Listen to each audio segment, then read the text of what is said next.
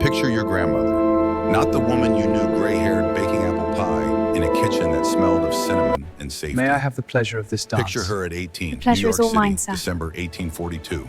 She's standing in a Will you ballroom marry at me, my Delmonico's love? restaurant, Yes, wearing a my dress her darling, mother 1,000 spent 3 times, months yes. of You have made household me the money on. happiest man. The fabric is cream-colored silk that rustles when she breathes. The corset underneath crushes her ribs until each breath I is a overheard something calculated rather effort. shocking. What She's is it? Tell me. terrified. Lord Not of Ashford and violence, Lady though Pembroke. violence exists in No, you must tell abundance me beyond everything. these walls.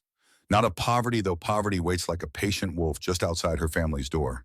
She's terrified of failing, of saying the wrong thing, of laughing too loudly, of letting her true thoughts show in her eyes for even a fraction of a second.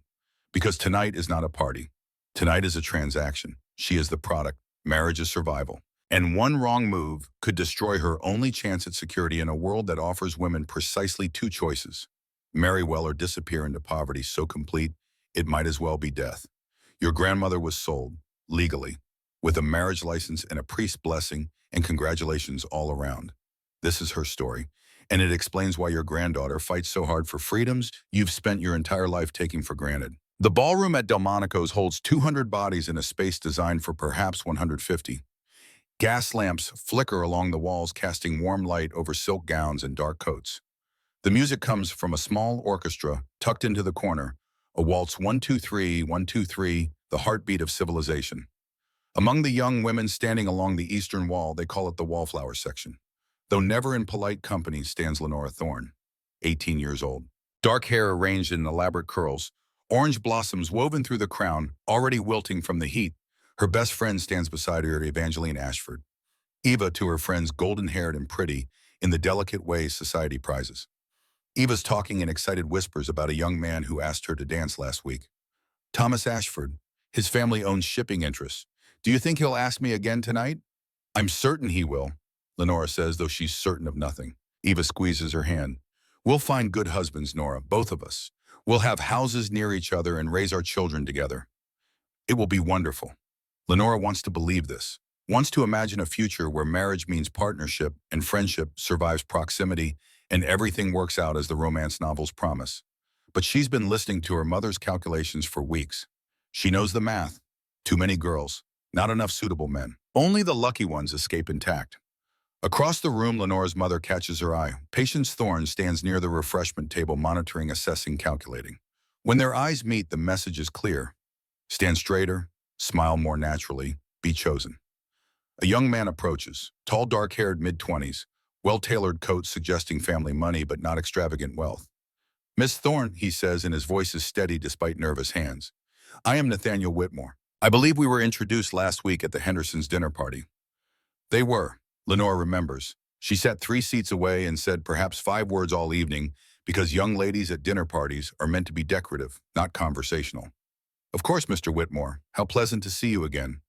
I wondered if you might honor me with the next dance. She checks her dance card as though verifying availability, even though they both know it's empty. I would be delighted. He leads her onto the floor. His hand rests at her waist with appropriate lightness. They begin to waltz. I saw you at the bookshop last Tuesday, he says after a minute. Holdridge's on Broadway. Lenora's heart skips. She was at Holdridge's. She'd picked up a copy of Jane Eyre and read 3 pages before her mother called her away. I enjoy reading, she says carefully. Jane Eyre, have you read it? Dangerous territory. The novel, as controversial critics call it, coarse anti-Christian, dangerous to young female minds. I haven't had the opportunity, though I've heard it's quite provocative. Would you like to borrow my copy? The offer hangs between them. He's offering her a book her mother would never approve, implying future contact, testing whether she's the kind of woman who reads controversial novels. I would like that very much. Thank you, Mr. Whitmore. His smile is genuine.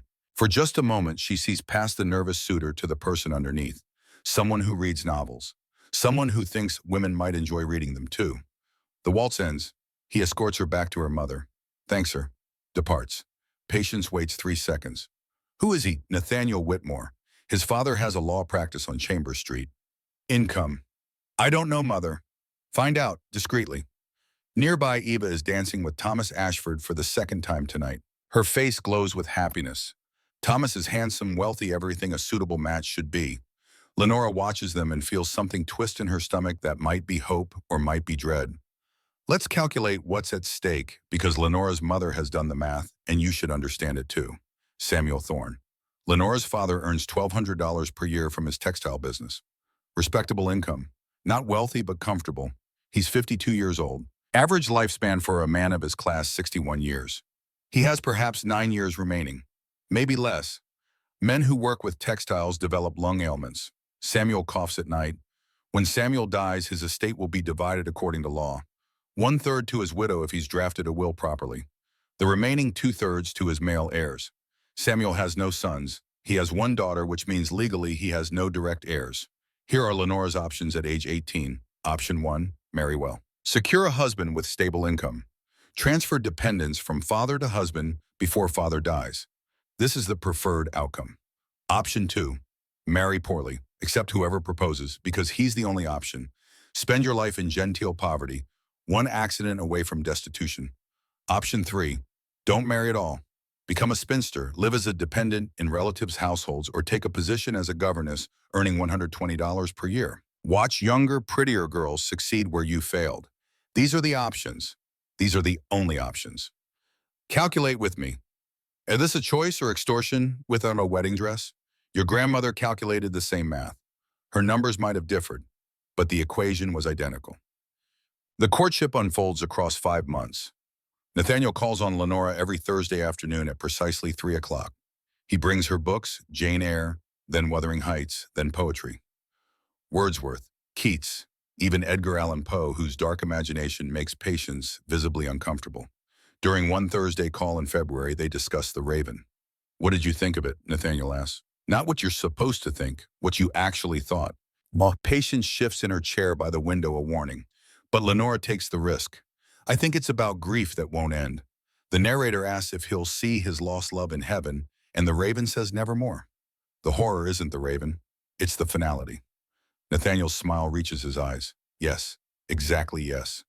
In those moments, brief chaperoned, carefully monitored, Lenora feels something that might be recognition. The sense that perhaps she's being seen as something other than a decorative acquisition. Iva writes letters full of excitement. Thomas Ashford is courting her seriously now. He's proposed. They'll marry in late August, 2 weeks after Lenora's own wedding to Nathaniel. We'll be neighbors, Nora. Our houses will be close. We'll visit constantly. Our children will play together. Everything is working out perfectly. Lenora wants to believe this, wants Eva's optimism to be justified. But she's noticed things, small things. The way Eva's letters sometimes have crossed out words as though she started to write something and thought better of it. The way she mentioned Thomas gets disappointed when things don't go as planned. The brightness in her words that seems forced. Maybe Lenora is imagining problems that don't exist. Maybe Eva really is as happy as she claims. In May, Nathaniel proposes. The ritual happens in the Thorne drawing room. Patience conveniently remembers an errand. For the first time in 5 months, Lenora and Nathaniel are alone. He produces a ring, garnet surrounded by pearls. Lenora Thorne, would you do me the very great honor of becoming my wife? What else would she say? Yes, yes, I would be honored to be your wife. Then Nathaniel adds something unexpected. I should be honest with you about why I'm proposing. My mother had preferences about who I should court. She preferred you to other candidates because your family's financial situation means you'll be grateful for the security. She said a woman who needs the marriage will be more tractable. The word hangs in the air. Tractable, manageable, easily controlled. Lenora could lie, could smile and pretend she doesn't understand. But Nathaniel is offering honesty. Your mother is a practical woman, Lenora says carefully. And you're right about the practical reality. I need this marriage. You're offering security I cannot obtain any other way. That's true. She pauses. But I hope we might build something beyond transaction. That the partnership you spoke of might be real. I'll try, Nathaniel says, to see you as a partner, not property. I know the law says otherwise, but I'll try. It's not a promise of equality, just a commitment to try. It's more than many women get. That night, Lenora writes in the journal she started keeping May 24th, 1843. I am engaged. He was honest about his mother's calculations, about my family's financial situation, making me suitable because it makes me grateful. He's not wrong, I am grateful, and I am terrified. The ring is beautiful. It's also a shackle. Both things can be true. The wedding is scheduled for August 7th, 3 months of preparation, fittings and arrangements, and the thousand small tasks that transform understanding into ceremony. Eva writes that her own wedding will be August 21st. 2 weeks after Lenora's, they'll both be married by September. The dream is coming true. On the morning of Lenora's wedding, Patience attempts the talk. There are certain duties. To your husband. Tonight after the ceremony, there will be intimacy of a physical nature. It may be uncomfortable, perhaps even painful. This is natural. Your duty is to submit, to endure what must be endured. The discomfort is temporary. The purpose is children. But what exactly, Lenora starts. That's not appropriate to discuss in detail. Nathaniel will know what to do. Trust him. It will be over quickly. That's it. That's the entire preparation. 18 years of education, and that's all she gets. Trinity Church stands at Wall Street and Broadway, its Gothic spire reaching toward August sky. Lenora arrives in white silk with Honiton lace, expensive, but Patience insisted. Orange blossoms crown her hair, already browning at the edges. At the altar, Nathaniel waits. When he sees her, something in his face softens. The ceremony proceeds. Reverend Thompson speaks about the sanctity of marriage, about duty and devotion. He quotes Ephesians, wives submitting to husbands as to the Lord. Then come the vows. Nathaniel speaks clearly. It Nathaniel Marcus Whitmore, take thee, Lenora Catherine Thorne, to be my wedded wife. To have and to hold from this day forward, for better, for worse, for richer, for poorer, in sickness and in health, to love and to cherish till death do us part. Then it's Lenora's turn. I, Lenora Catherine Thorne, take thee, Nathaniel Marcus Whitmore, to be my wedded husband.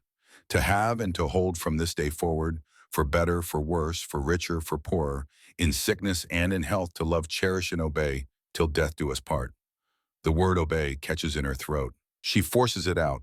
Obey, not just a word, a legal obligation. The ring slides onto her finger, gold band catching light. I now pronounce you man and wife. And just like that, Lenora Thorne ceases to exist. She is covered now, subsumed. Mrs. Nathaniel Whitmore, not a person in her own right, but an extension of him. You may kiss the bride. His lips touch hers, brief, dry. The first kiss of their married life. Rice falls on them as they exit. The carriage takes them to the reception, then to the Astor House Hotel. That night, in a room that smells of roses and anticipation, the marriage is consummated. Nathaniel tries to be gentle. It hurts anyway. Not unbearably, but there's pain and awkwardness and profound strangeness. It's over quickly. Her mother was right about that. Afterward, they lie in darkness, not touching. Are you all right? Nathaniel asks. I don't know. Did I hurt you? A little, less than I expected. Silence. Then what happens now? We sleep. Tomorrow we return to our house. Begin our life together. No, I mean, what happens to me? Who am I now? You're my wife. I know, but what does that mean? I can't own property anymore. Can't sign contracts. Can't make decisions without your permission. Can't even keep my own name. How am I still myself if everything that made me a person has been transferred to you? Nathaniel doesn't answer immediately. The law is what it is. I can't change that. But within our household, I can choose how to interpret my authority. I want to believe I can see you as an equal even within an unequal system. But I might fail. At least you're trying. Is trying enough? I don't know, but it's more than nothing. Sleep comes slowly, disturbed by dreams she won't remember. When she wakes, Nathaniel is watching her. Good morning, Mrs. Whitmore. Mrs. Whitmore, the name that will be hers for the rest of her life. She begins the long process of learning to be someone's wife. The house on Gramercy Park stands in a row of identical brownstones, number 47. Home now. A woman stands in the entrance, mid-40s, gray hair pulled back severely, black dress with white apron. This is Mrs. Abigail Crane, Nathaniel says, your housekeeper. Mrs. Crane, Lenora says. Ma'am, welcome home. Mrs. Crane shows her through the house. Parlor, dining room, kitchen, bedrooms. Everything is prepared, furnished, waiting. I've engaged a cook, Mrs. Murphy, and a housemaid, Betty. With your approval, of course. Does approval really rest with her? Or is that polite fiction? I'm sure your judgment is sound, Mrs. Crane. The housekeeper produces a notebook, household accounts. Income, expenses, proposed budget. The numbers swim before Lenora's eyes. She's never managed accounts. Mathematics was not part of her education. But she's supposed to manage this household. That's the role of a wife. Mrs. Crane watches with an expression that might be sympathy. If I may say so, ma'am, most young ladies find household management overwhelming at first. It's learned, not innate. I'm happy to guide you. The kindness catches Lenora off guard. Thank you. I would appreciate that very much.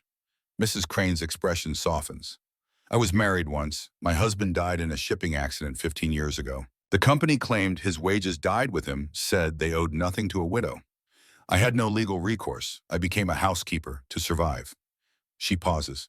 I know what it's like to be powerless, Mrs. Whitmore. You have more authority than I ever did, but the law makes you dependent on your husband's goodwill. If you need an ally in this house, you have one. An ally. She's found an ally. The first weeks establish rhythms. Nathaniel leaves for his office at 8 each morning, returns at 6. The hours between are Lenora's to fill. Filling them proves difficult. Mrs. Crane manages the household efficiently. She consults Lenora about menus, about purchases. But the consultations feel perfunctory. Mrs. Crane already knows what needs to be done. Lenora approves everything. What else can she do? By late September, she's desperately bored. She tries reading, but sitting alone while servants work makes her feel useless. She tries needlework, still tedious. The house doesn't have a piano yet. One Tuesday, Mrs. Crane finds her staring out the window. Mrs. Whitmore, perhaps you'd like to accompany me to the market. Your presence might strengthen my position with the butcher. It's a transparent excuse. Lenora seizes it. At the market, she watches Mrs. Crane bargain with skill that borders on art. The butcher tries to upsell Mrs. Crane counters with observations about freshness, questions about origin, pointed comments about other butchers' prices. The price drops. You're very good at this, Lenora says. Necessity teaches skills that privilege doesn't. When every penny matters, you learn to make pennies stretch. Could you teach me? You want to learn household bargaining. I want to learn anything. I'm drowning in uselessness, Mrs. Crane. I have nothing to do. I contribute nothing. Please teach me something practical. The next morning, Lenora descends to the kitchen. Ladies don't visit kitchens and sits at the wooden table while Mrs. Crane explains budgeting. Real budgeting, how to calculate cost per meal, how to anticipate price fluctuations, how to identify waste. It's the most useful education Lenora has received in her life. Within a month, she's not just approving budgets. She's suggesting modifications, questioning expenses, finding savings. One October evening, Nathaniel comments on reduced household expenses. You and Mrs. Crane have made significant improvements. We're spending nearly 15% less than I budgeted. Mrs. Crane is an excellent teacher. You've learned quickly. I'm not stupid, Lenora says sharply. Nathaniel looks up. I never thought you were. No. Then why did no one teach me any of this before? Why was I educated in French and piano but not mathematics, in deportment but not bookkeeping? Because the system assumes women don't need to understand these things, that their husbands will handle it. But I'm managing the household. How can I manage what I don't understand? You're not meant to truly manage. You're meant to appear to manage while your husband maintains actual control. Brutal honesty, but accurate. That's absurd. Yes, Nathaniel agrees. It is. They look at each other across the table. I can teach you, Nathaniel says, if you want. Basic accounting, contract law, property rights. The things that govern our lives that you were never taught. Why would you do that? Because you're right. It is absurd to make you responsible for what you're not permitted to understand. And because I want you to be a genuine partner, you can't be a partner if you're kept ignorant. Won't people think that's inappropriate? They don't need to know what we do in our own home. A small rebellion, private, hidden, almost invisible. Yes, teach me. That night, her journal entry, November, brings a letter from Eva. Finally. Lenora has written 3 times since Eva's wedding in late August. This is the first response. Dearest Nora, forgive my silence. Married life keeps me terribly busy. Thomas is very attentive. The house is lovely. Everything is as it should be. I'm with child already due in May. Thomas is very pleased. He hopes for a son, of course. I pray constantly it's a son. He gets so disappointed when things don't go as planned. I've been rather clumsy lately. Walked into a door and have a dreadful bruise on my wrist. Must be more careful. Do write back. I miss you. Your devoted friend, Eva Lenora, reads it 3 times. The brightness is forced. Gets so disappointed when things don't go as planned. An odd phrase. Walked into a door. The oldest excuse. She writes back immediately. Eva, are you safe? Please tell me true. Eva's response arrives 2 weeks later. Of course, what a strange question. Thomas is wonderful. The deflection is obvious. But what can Lenora do? She has no authority, no power to intervene. A wife who leaves her husband is charged with desertion, theft of her husband's property, meaning herself. She mentions it to Mrs. Crane. I've heard things about Thomas Ashford, the housekeeper says quietly, from servants who work in households near theirs. The housemaid has seen Mrs. Ashford with bruises, heard raised voices. But what can servants do? What can anyone do? The law permits a husband to discipline his wife. Within reason, Lenora says desperately. Who defines reason? I've never heard of a husband prosecuted for beating his wife. Lenora feels powerless. Her friend is in danger and there's nothing she can do. December arrives. By now, Lenora has learned basic accounting from Nathaniel. She understands contracts, property law, the legal framework that governs her non-existence as a person. The knowledge is power. It's also devastating. Understanding exactly how thoroughly she's been erased makes it worse, not better. One December afternoon, the doorbell rings. Mrs. Crane announces, "Mrs. Evangeline Ashford to see you." Eva enters in a swirl of winter cloak. She's visibly pregnant, now 5 months along, and visibly thin everywhere else. Too thin. They embrace. Eva's arms are fragile beneath the fabric. "How are you?" Lenora asks. "Wonderful. Everything is wonderful. Too bright. How are you finding married life?" "Strange, confining, bearable. How are you finding it?" "Oh, perfect." Thomas is very attentive, very concerned about the baby. They sit. Mrs. Crane brings tea. "The baby is due in May," Lenora asks. "But, yes, Thomas says if it's a girl, we'll try again immediately. He needs a son." Eva's hand moves to her stomach, protective, unconscious. "I need to give him a son." Need, not want, need.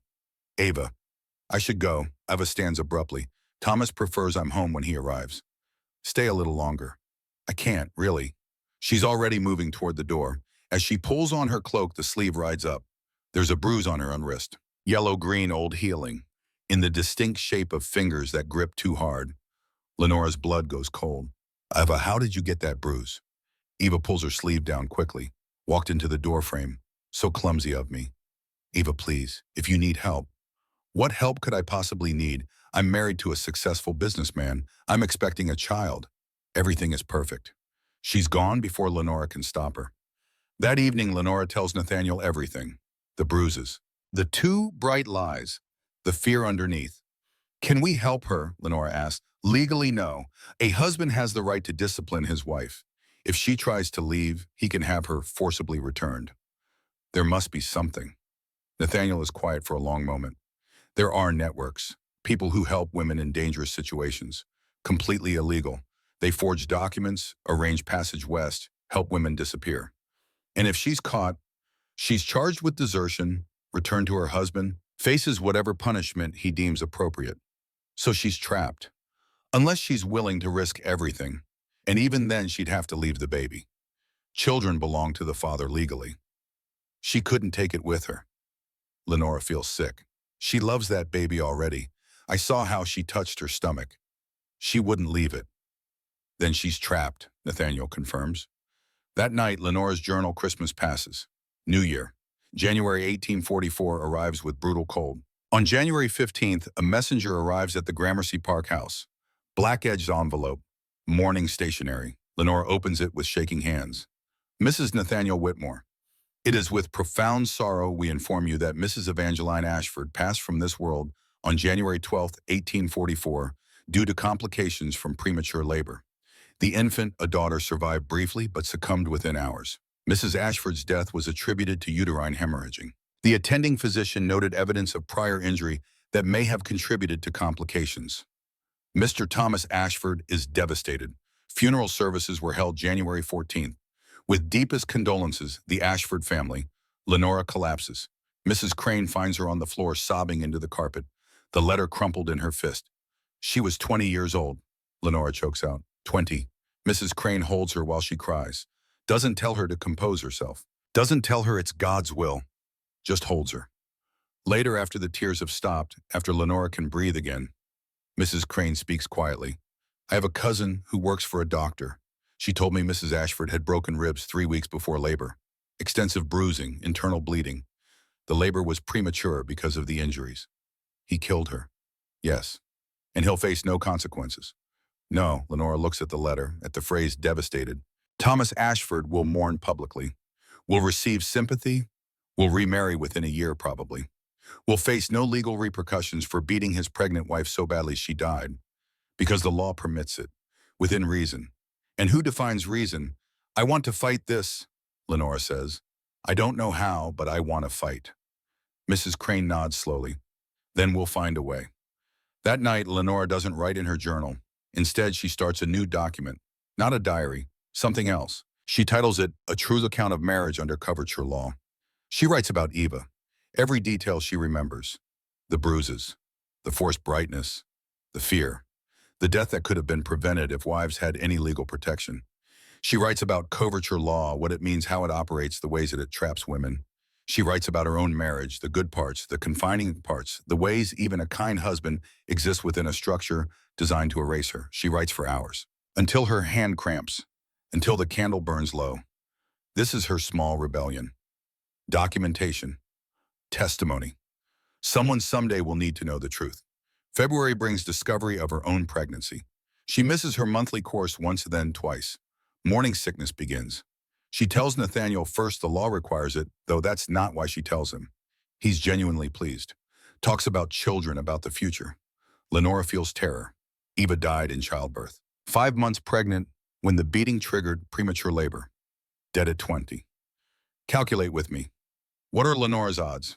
New York City 1844 maternal mortality rates. Overall 6 per 1,000 live births. For women under 29 per 1,000. With complications 40 per 1,000. Lenora is 19. Healthy, but Eva was healthy too before Thomas broke her ribs. If Lenora has 6 children over 20 years standard for her class, the cumulative risk of dying in childbirth is approximately 6%. That's 1 in 28. Russian roulette has 1 in 6 odds. Your grandmother played worse odds, multiple times. Mrs. Crane notices Lenora's terror and speaks to her privately.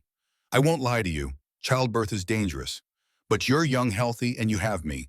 I've attended dozens of births. I'll be with you through all of it. Eva had attendance too. Eva had internal injuries from violence. You don't. The situations aren't comparable. How can you be sure I'll survive? I can't, but I can promise you won't face it alone. The pregnancy advances. Lenora's body changes in ways she barely understands. Her mother visits in March, offers vague advice that helps nothing. By May, she's entered confinement the last 3 months where she cannot be seen in public. Her swelling body is shameful, a reminder of the sexual act that created it. She sits by the window watching spring arrive in Gramercy Park, feeling imprisoned. On June 12th at 3 in the morning, the pains begin. Labor lasts 19 hours. Mrs. Crane stays with her the entire time. So does her mother, who arrived yesterday as though she knew. The doctor comes at hour 12, elderly, experienced, smelling of carbolic soap. He examines her, pronounces everything progressing normally, and settles into a chair to wait. The pain becomes all-consuming. Lenora grips the bedpost, bites down on folded cloth, makes sounds she didn't know she was capable of making. At hour 16, something goes wrong. The baby is breech. The doctor moves quickly, manipulation from outside, trying to turn it. The pain is beyond description. At hour 18, success. The baby turns. Now, Mrs. Whitmore, the doctor says, everything you have. One final push, release, rush of warmth, a thin, wavering cry. You have a daughter. The baby is placed on Lenora's chest, small, red, perfect. She smells of copper and salt and something indefinably new. Lenora has never felt anything like this. Not love exactly, she doesn't know this person yet, but something fiercer, more primitive. The certainty that she would die for this tiny stranger she's just met. Her name is Vivian, Lenora says. Nathaniel enters. He'd been banished during labor, looks disappointed for half a second before catching himself. A daughter. She's beautiful. But Lenora saw the disappointment. He wanted a son. Everyone wants sons. The doctor monitors her for childbed fever, the infection that kills so many new mothers. 3 weeks of vigilance. Lenora survives. 3 days after birth, a wet nurse arrives. Mary Sullivan, 24, Irish immigrant. Recently delivered of her own baby, which was sent to relatives upstate so Mary's milk can be sold. Mary takes Vivian to her breast. The baby latches, immediately feeds contentedly. Lenora feels something complicated watching another woman nourish her child. Relief she's exhausted, cannot handle night feedings, but also displacement. Vivian seeks Mary's breast, not hers. This is normal. This is expected. Wealthy women don't nurse their own babies. It interferes with social obligations, suppresses fertility, and Lenora is expected to produce more children soon. But watching Vivian in Mary's arms, Lenora feels a loss she can't quite name. Calculate the cost, Mary's own baby sent away so she can nurse Lenora's. The infant will likely die. Foundling hospital mortality rates exceed 60%. One baby sacrificed so another can thrive.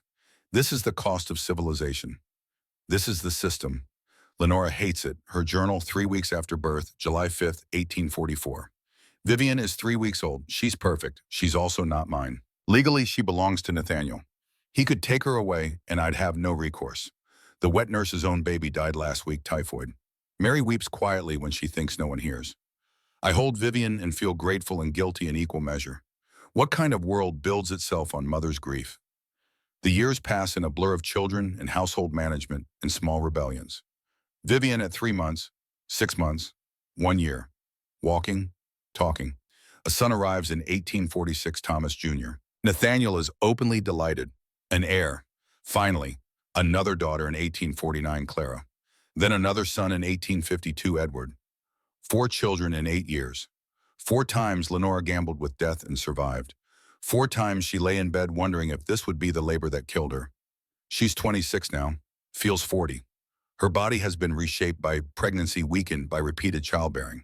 But she's alive. She survived. The children are raised primarily by nurses and governesses. Lenora sees them at scheduled times: breakfast, afternoon tea, bedtime. This is normal. This is what mothers of her class do. But Lenora insists on more involvement than is typical. She teaches Vivian to read herself instead of leaving it entirely to the governess. Spends hours with the children, despite raised eyebrows from other society mothers. You're too attached, Patience warns during a visit. It's unseemly. They're my children. They're Nathaniel's children. You're raising them for him. The casual cruelty of the reminder. They don't belong to her, not legally. In 1855, everything changes. Vivian is 11 years old. Bright, curious, constantly asking questions. One afternoon in September, she asked Lenora, "Mother, why can't I go to university like Thomas will?" Thomas Jr. is 9. Already his education is planned: preparatory school, then university, then law practice following his father. Women don't attend university, darling. Why not? I'm smarter than Thomas. She is, objectively. Thomas is a sweet boy, but not particularly intellectual. Vivian devours books, asks penetrating questions, has a mind that Lenora recognizes. It's her own mind, the one she's spent 13 years suppressing. Because the world says you can't. Then the world is wrong. The certainty in her 11-year-old voice. The clarity. Lenora looks at her daughter and sees herself at 18. Sees the cage waiting to close around her. Yes, Lenora says, the world is wrong. That night she makes a decision. She will not prepare Vivian the way Patience prepared her. Will not teach her to accept powerlessness as natural. Will not send her into marriage ignorant and afraid. She will tell Vivian the truth. All of it, she starts slowly. Teaching Vivian mathematics, real mathematics, not the decorative arithmetic ladies are permitted. Teaching her to keep accounts, to understand budgets, to see how money flows. Nathaniel notices. Is that appropriate? She's only 11? She needs to understand how the world works. She needs to understand how to be a wife. She needs to understand both. So when she becomes a wife, she's not helpless. They argue about it, their first real marital conflict, but Lenora holds firm. I watched my best friend die because she was helpless. I will not raise a helpless daughter. Nathaniel backs down, not because he agrees, because Lenora has never asked for anything before, and this clearly matters. Over the next 3 years, Lenora educates Vivian in everything she was denied: mathematics, law, property rights, contracts, the mechanisms of oppression, and she tells her about Eva. Vivian is 14 when Lenora explains what happened, how Eva died, why she died, what the law permits. Vivian weeps. Then she gets angry. How can that be legal? Because the law was written by men who benefit from it. Can it be changed? I don't know. Some women are trying. There are reformers, activists, but change is slow. I want to help change it. Looking at her daughter, 14 years old, fierce with righteous anger, Lenora feels something she hasn't felt since Eva's death. Hope. In 1860, the Married Women's Property Act passes in New York. It's limited, partial. Women can now keep property owned before marriage, can inherit up to $2,000 independently, can make wills. But they still can't keep their wages if they work, still have no custody rights, still can't vote, It's not enough, but it's something. Lenora is 36, Vivian is 16. They read the newspaper together, analyzing the law's implications. This is progress, Lenora says. It's pathetic, Vivian counters. We get to keep property we already owned. How generous. What about the property we earn? What about our children? What about our votes? Those will come. Maybe not in my lifetime, but possibly in yours. That year, Vivian announces she will not marry. She's 16, beautiful, accomplished, already receiving attention from suitable young men. I won't do it, she tells Lenora. I won't sign away my personhood. I'll teach. I'll earn my own living. I'll never belong to anyone. Patience is horrified when she hears. You've ruined her, filled her head with radical nonsense.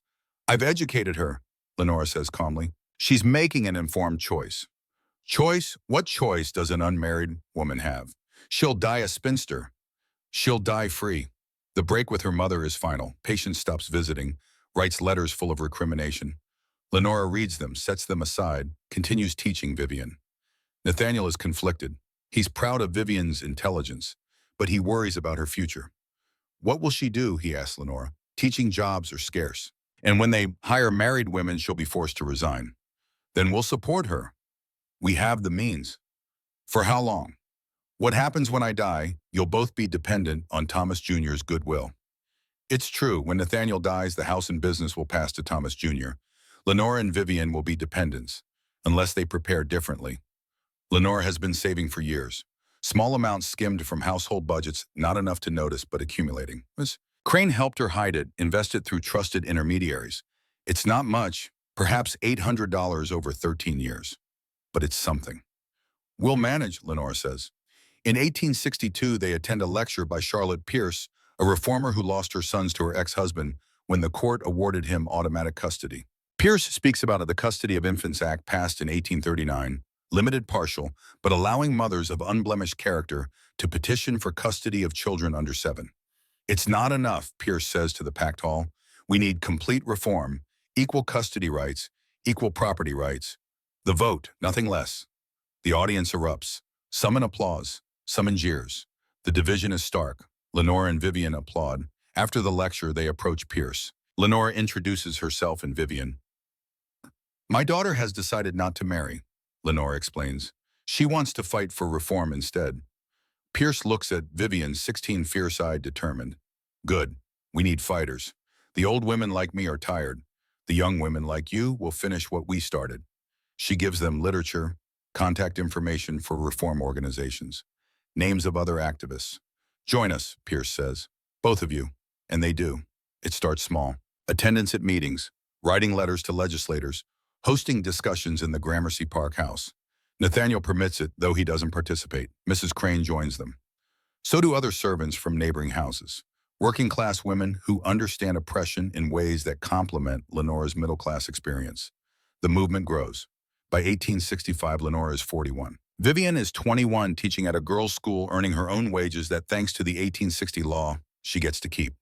By 1870, the movement has grown large enough to make legislators nervous. The Property Act is expanded. Women can now keep their wages. The change is significant. Vivian uses her wages to rent her own apartment.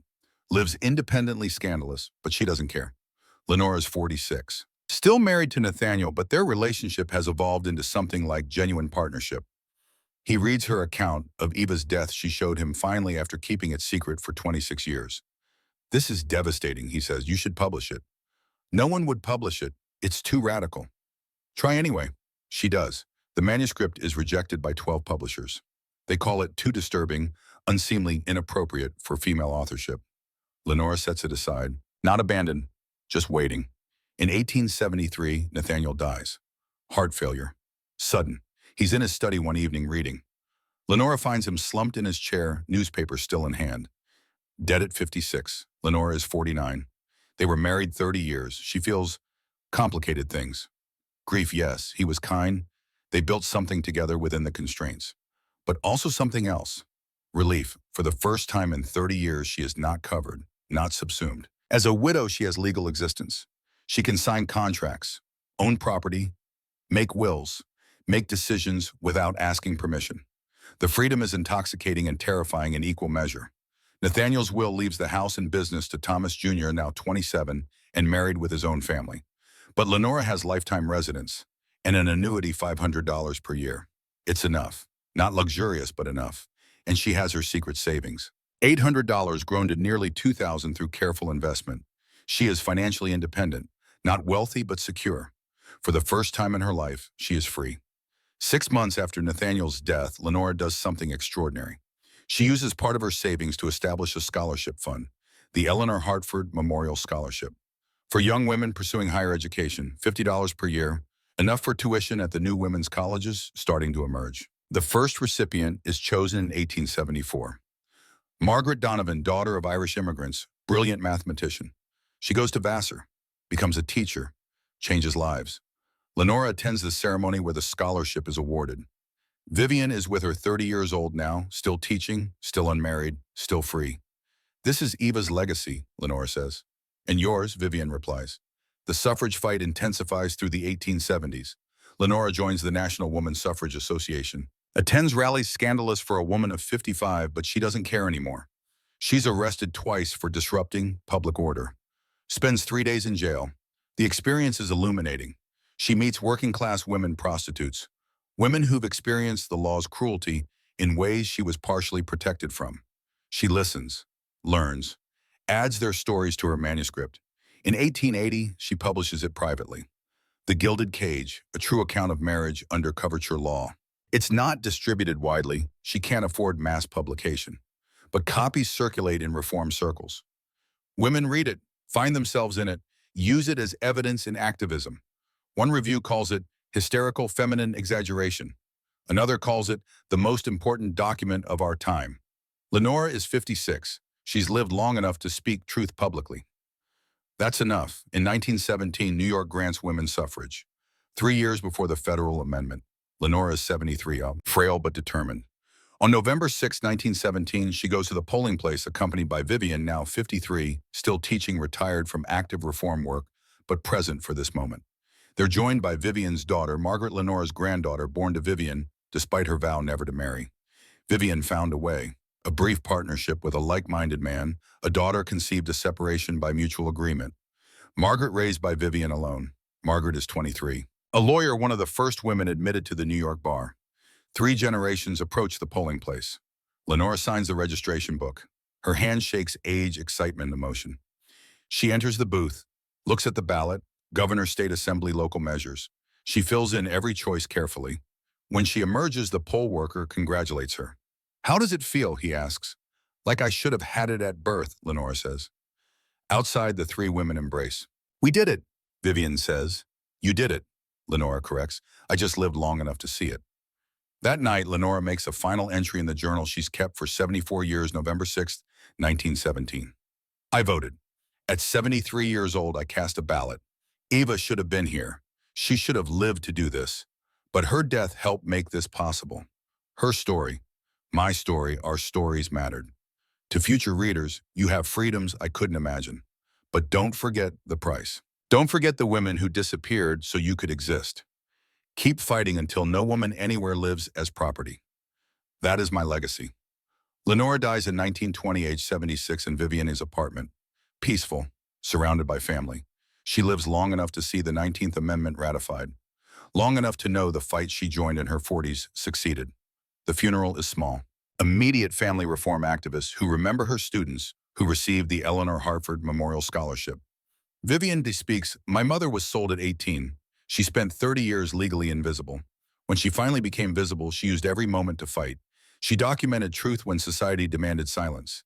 She changed laws she couldn't vote for. She raised daughters who wouldn't accept what she was forced to endure. Vivian pauses. She told me once that the cage was gilded but still a cage.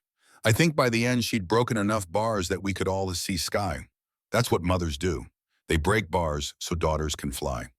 The Eleanor Hartford Memorial Scholarship funded 127 young women between 1874 and 1920.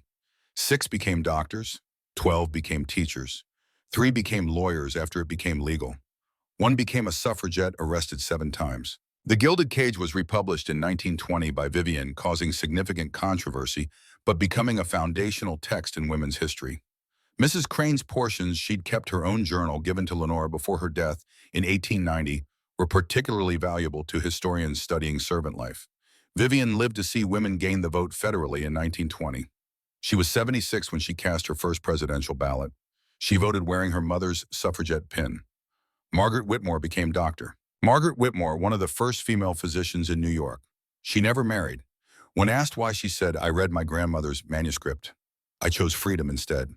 The journals remain in the family collection, now digitized and available to researchers at the Schlesinger Library at Harvard University. Lenore's drawing room chair, the one she sat in as a new bride, as a mother, as a widow, is in the Smithsonian Museum of American History, labeled Lenora Thorne Whitmore's Chair, A Victorian Woman's Life. The plaque reads, Lenora Thorne Whitmore, 1824 to 1920. From this chair, she managed a household, wrote a revolution, and built a legacy. She could not vote for 73 years of her life. She could not own property for 30 years of her marriage. But she changed the world anyway. That is how you survive a cage.